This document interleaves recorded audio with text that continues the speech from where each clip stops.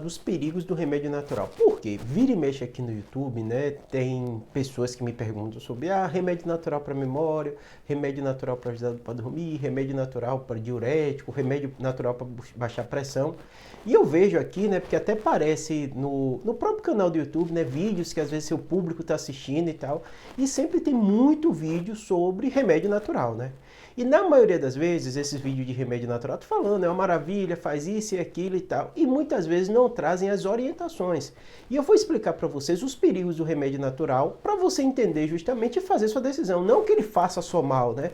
Mas assim, primeiro aspecto, você tem que entender o seguinte: toda vez que a gente fala de um remédio, de uma droga, ele sai do princípio ativo de algum local. E normalmente sai realmente das coisas que a gente encontra na natureza, né? Então, grande parte dos remédios médicos que vocês usam até hoje, sei lá, pode pensar em morfina, pode pensar o cannabis que está famoso agora, tudo que você imaginar vai vir de alguma forma da natureza.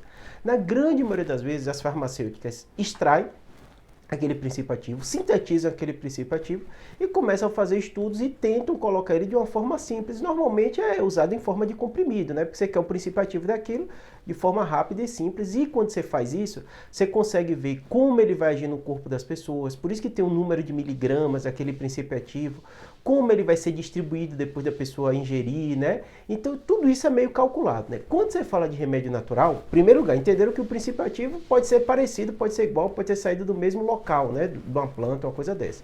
No caso do remédio natural que vocês mais falam aqui, é algum chá, alguma folha, né? E na grande maioria das vezes você não vai saber direito, nem vai ser estudo, nem vai ter em local nenhum dizendo quantos miligramas tem daquele princípio ativo, de quanto tempo você pode tomar, que você deve tomar, se tomar demais, que efeito colateral aquilo vai ter, né? Quais são as consequências, quais são as reações. Então o maior perigo que eu acho dos remédios naturais não é o uso dele habitual, que a maioria de vocês fazem num chá, uma coisa dessa, que geralmente vai ter quantidades pequenas, né? Mas muitas vezes você percebe que as pessoas começam a tentar concentrar esses remédios tidos como remédio natural.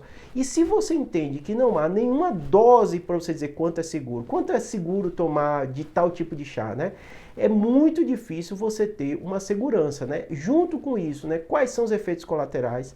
E não é incomum, todo médico, pode perguntar a qualquer médico, ele já viu algum paciente intoxicado por algum tipo dessa substância tida como natural, né? Isso é muito comum das mulheres fazerem um monte de chá para emagrecer, que às vezes dá diurético, né? Tem chá que às vezes dá diarreia e as mulheres tomam também, às vezes usando isso para emagrecer, né?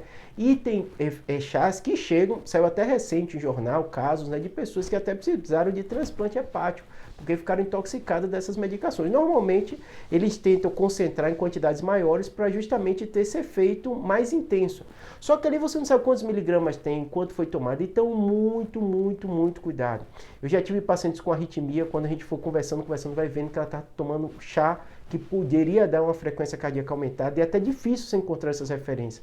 Mas vira e mexe no PubMed, que é o Google médico, né? Você encontra relato de produtos naturais, consumo de chás com uma série de efeitos, né? Não é à toa que várias comunidades, até tidas como indígenas e outros, usam diversos chás para efeito alucinógeno que esses chás podem ter.